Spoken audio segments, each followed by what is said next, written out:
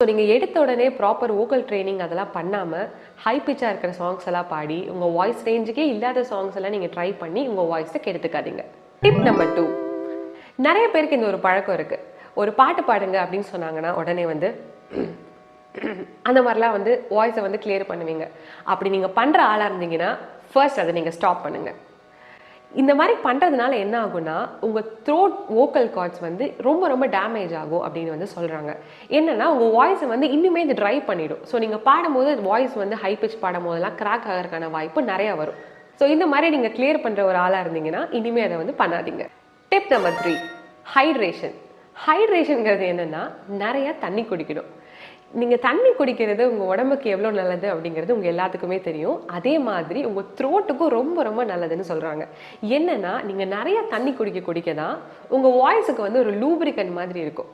இப்போ நிறையா வந்து உங்கள் வாய்ஸ் வந்து ட்ரை ஆகிறத